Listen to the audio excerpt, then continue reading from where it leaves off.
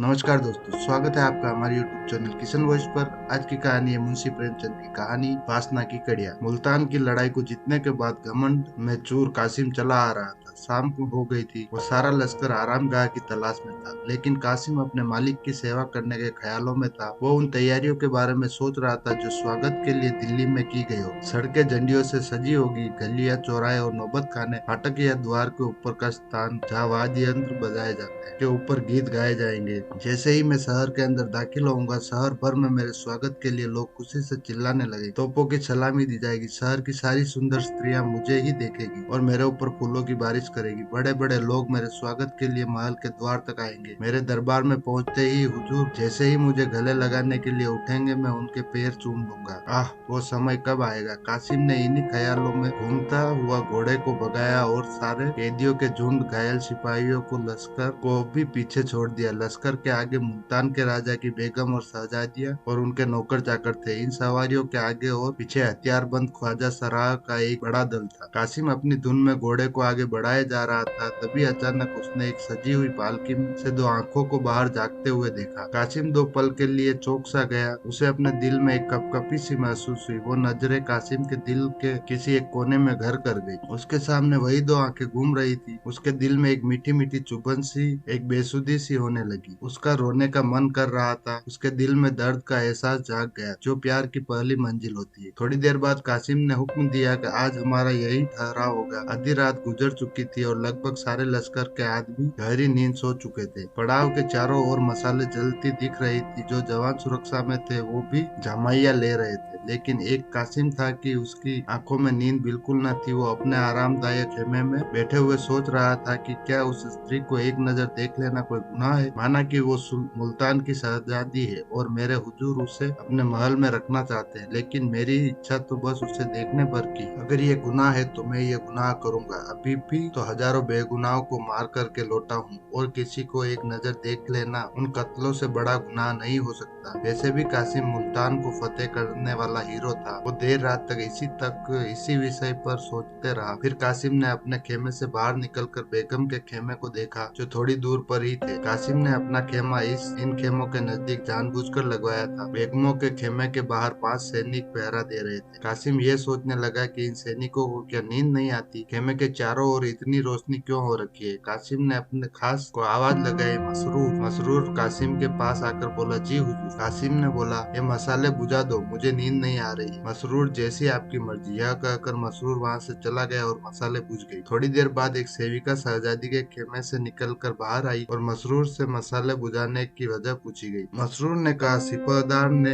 ऐसा करने को कहा है, तुम लोग चौकन्ने रहना। मुझे तो उनकी नीयत में खोट मालूम होता है। कासिम काफी व्याकुल था। वो कभी लेट जाता तो कभी टहलने लगता। वह बार बार अपने खेमे के बाहर आकर देखता, लेकिन पांचों पहरेदार अपनी बड़ी बड़ी तलवारें लिए पहरे पर अटल थे। इसके बावजूद कासिम पर यही धुन सवार थी कि आखिर शहजादी के दर्शन कैसे हो। इसके आगे उससे ना बदनामी दिख रही थी और ना ही शाही गुस्से का डर था। घड़ियाल ने रात के 1 बजाए, जिससे कासिम चौंक गया, जैसे कोई अनहोनी हो गई हो।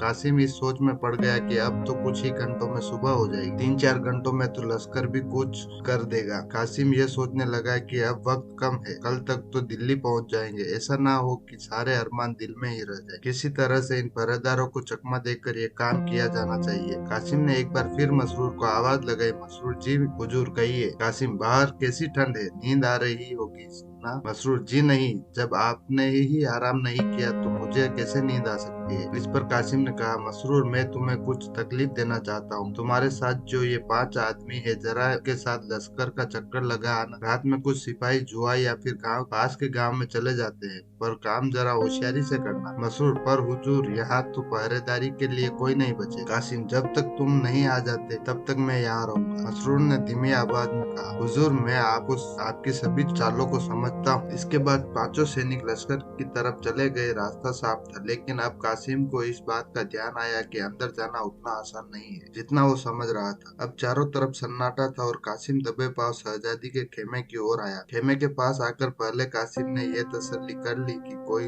हो ना। जब उसे इत्मीनान हो गया तो उसने चाकू निकाला और कांपते हुए खेमे की रस्सियां काट दी। अब खेमे के अंदर जाने का रास्ता बन आया तो उसने अंदर एक दीपक जलता हुआ देखा और फर्श पर सोई हुई 2 दासियों को पाया। शहजादी एक आरामदायक मखमली गद्दे पर लेटी हुई थी। कासिम ने अपनी हिम्मत बढ़ाई और सरक कर खेमे के अंदर घुस गया। वो दबे पांव शहजादी के पास पहुंच गया और उसे देखने लगा। अब उसके अंदर वो डर नहीं था जो खेमे के अंदर घुसते वक्त हुआ था। करीब 1 मिनट तक बिना पलके झपके कासिम शहजादी को देखते रहा। कासिम शहजादी खूबसूरती को देखता ही रह गया। उसकी बेचैनी ने अब इच्छा का रूप धारण कर लिया था। उस बेचैनी में एक व्याकुलता थी, एक पीड़ा थी जो उसे आनंद दे रही थी। कासिम का दिल उस खूबसूरत शहजादी के पैरों में सिर रखने का कर रहा था, रोने को हो रहा था। यहाँ तक कि उसका दिल उस सुंदरी के कदमों में अपनी जान देने का कर रहा था। उसके मन में अजीब सा एहसास होने लगा और वह वासना की लहरों में फंसता चला गया। कासिम करीब आधे घंटे तक उस सुंदरी के पैरों के पास अपना सिर झुकाए बस यही सोचता रहा कि आखिर कैसे उसे जगाए। वो जैसे जैसे करवट बदलती कासिम का कलेजा मुंह को आ जाता। कासिम ने जिस दिलेरी, जिस बहादुरी से मुल्तान को जीता था, धीरे धीरे वो दिलेरी उसका साथ छोड़ जा रही। फिर अचानक कासिम ने एक गुलाब पोश को देखा जो एक चौकी पर रखा हुआ था। उसने गुलाब पोश उठाया और फिर सोच में पड़ गया कि शहजादी को जगाऊं या नहीं। अंत में हिम्मत कर कासिम ने शहजादी के चेहरे पर गुलाब के जल के कई छींटे डाले, जिससे शहजादी की नींद खुल गई और उसने अपने सामने कासिम को पाया। कासिम को देखकर उसने फौरन अपना चेहरे पर नकाब डाला और धीरे से मसरूर को आवाज लगाई। पर कासिम ने कहा, जी वो मसरूर तो यहाँ नहीं है, लेकिन आप मुझे अपना ही खादिम समझिए। शहजादी ने अपना नकाब ठीक किया और खेमे के एक कोने में जाकर खड़ी हो गई। कासिम को आज पहली बार अपनी वाक शक्ति को लेकर यह एहसास हुआ कि वो कितना गंभीर आदमी है। उसे अपने जज्बात बयां करने में हमेशा झिझक होती थी। कासिम ने कहा, मैं जानता हूँ कि मैंने गलती की है। आप इसकी जो सजा सही समझे वो मुझे मंजूर होगी। कासिम ने शहजादी के सामने आंख भरते हुए कहा, मैं ही वो बदनसीब हूँ जिसने आपके बुजुर्ग पिता और भाइयों को मारा है। मेरे ही हाथों से मुल्तान के हजारों जवान भी मारे गए हैं। सल्तनत तबाह हो गई और आपको ये दिन देखना पड़ा, लेकिन आपका ये मुजरिम आपके सामने है।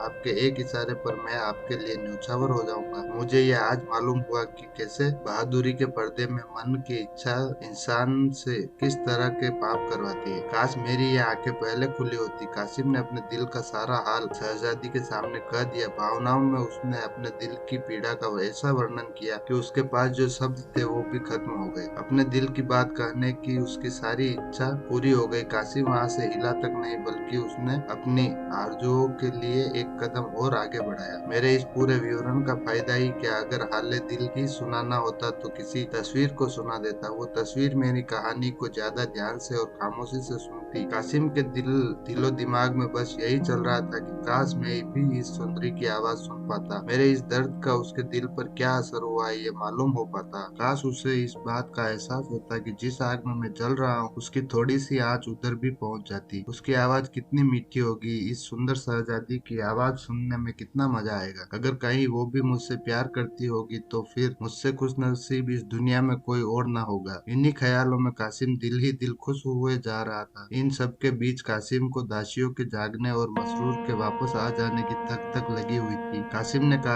हुस्न की महिला, ये खादिम आपकी कृपा का अधिकार रखता है, इस पे कुछ रहम नहीं करेंगी। उस पर शहजादी ने नकाब के अंदर से ही कहा, जो खुद रहम पाने का अधिकारी हो वो दूसरों पर क्या रहम करेगा। मैं वो पंछी हूँ जिसके ना बोल है ना पर। शहजादी ने कहा, मुझे मालूम है कि कल शाम को जालिम बादशाह के आगे हाथ बांधे खड़ी रहूंगी। कौन शख्स ऐसी जिंदगी की इच्छा रखेगा। आगे शहजादी ने आप बढ़ते हुए कहा, मुल्तान की शहजादी एक जालिम और पापी इंसान की वासना का शिकार होने को मजबूर है। आप मुझे मेरे हाल पर छोड़ दिए, मैं तो हूँ ही बदनसीब। ऐसा ना हो कि आपको भी मेरे साथ साथ शाही गुस्से का शिकार बनना पड़े। दिल में तो बहुत बातें हैं, पर क्यों कहूँ, उससे क्या ही हासिल हो जाएगा। आप बहादुर भी है और आप में खुददारी भी है। खुदा आपको बरकत दे। मुझे आपसे कोई शिकायत नहीं है। मुझे आज मालूम हुआ कि मोहब्बत कितनी पाक है, जो उस दामन में भी मुंह छुपाने से परहेज नहीं करती, जो मेरे अपनों के खून से सना पड़ा है। आपसे मेरी बस यही विनती है कि आप इस गरीब को भूल मत जाना। ये पल मेरे दिल में हमेशा एक मीठी याद बनकर रहेगा। उस कैद में यही सपना मेरे दिल को सुकून दिया करेगा। अब आप इस सपने को तोड़िए मत और खुदा के वास्ते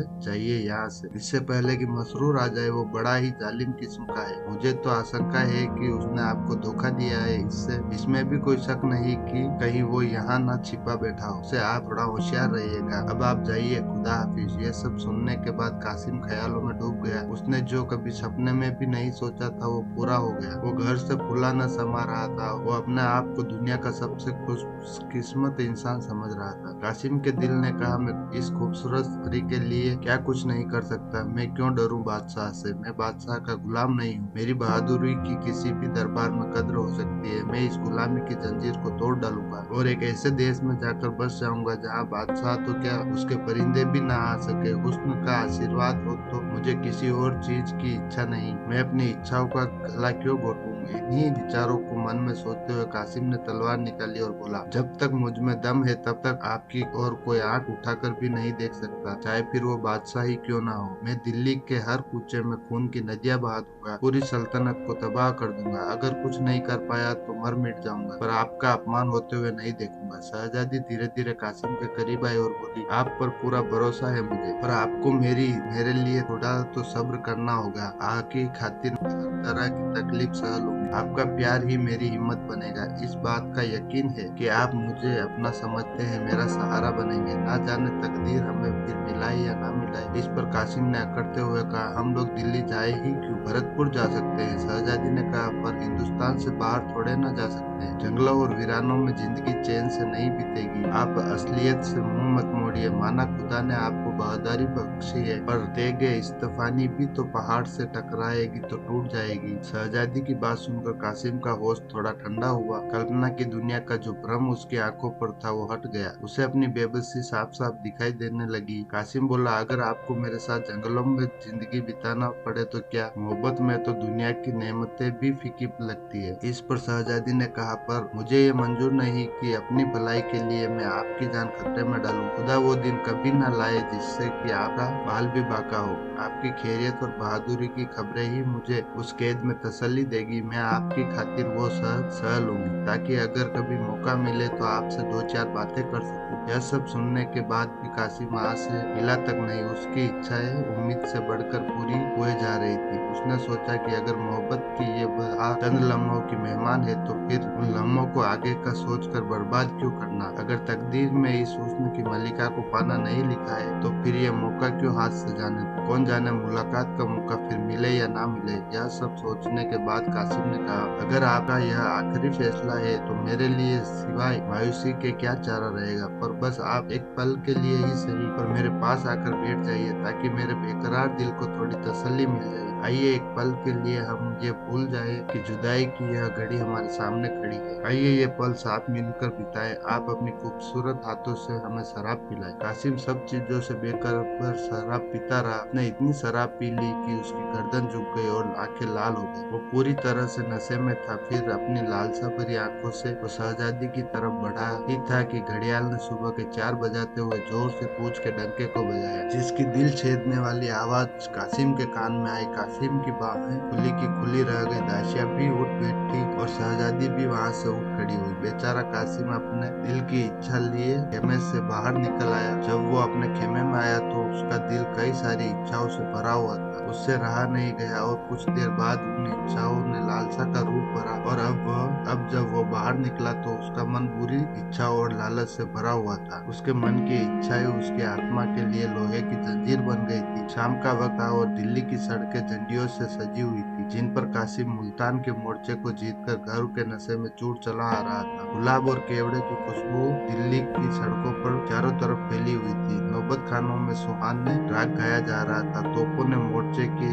अगुवाई में अपनी आवाजें बुलंद की। नगर की सुंदरियां खिड़कियों से देख रही थी। फूलों की बारिश हो रही थी। जब कासिम शाही महल के पास पहुंचा तो बड़े बड़े अमीर लोग उसके स्वागत के लिए कतार में बंधे खड़े थे। ऐसे सत्कार के बीच जब वो दीवाने खास में पहुंचा तो उसका दिमाग उस वक्त सातवें आसमान पर था। बादशाह के पास पहुंचते ही उसने शाही तख्त को चूम लिया। बादशाह भी मुस्कुराते हुए अपने तख्त से उतरे और कासिम को गले लगाने के लिए आगे बढ़े। कासिम ने अपने हुजूर के पैर चूमने के लिए झुका ही था कि कि मानो उसके सिर में एकाएक जैसे कोई बिजली गिरी। बादशाह का खंजर उसकी गर्दन पर पड़ते ही उसका सर शरीर से अलग हो गया। खून के छींटे बादशाह के पैरों में तक और उसके पीछे खड़े मसरूर की तरफ गिरे। नीचे पड़ा धड़ एक पल के में ही ठंडा हो गया, लेकिन हसरत की मारी हुई दोनों आंखें देर तक दीवार की तरफ ताकती रही। थोड़ी देर में वो भी बंद हो गई। लालसा ने तो अपना काम पूरा कर दिया था, अब तो बस सिर्फ हसरत बाकी थी, जो सालों तक दीवाने खास की दीवारों पर रही और जिसकी झलक अभी भी कासिम की मजार पर घास फूस की शक्ल में नजर आती है। कहानी से सीख वासना की कड़िया। कहानी से हमें यह सीख मिलती है कि वासना बड़े से बड़े बहादुर व्यक्ति को भी अंत की ओर ले जा सकती है। किसी भी स्त्री को बुरी नजर से देखने वाले व्यक्ति का कभी भी भला नहीं होता, बल्कि उसका अंत ही होता है। अगर कहानी अच्छी लगे तो वीडियो को लाइक करें, चैनल सब्सक्राइब करें। चलिए मिलते हैं।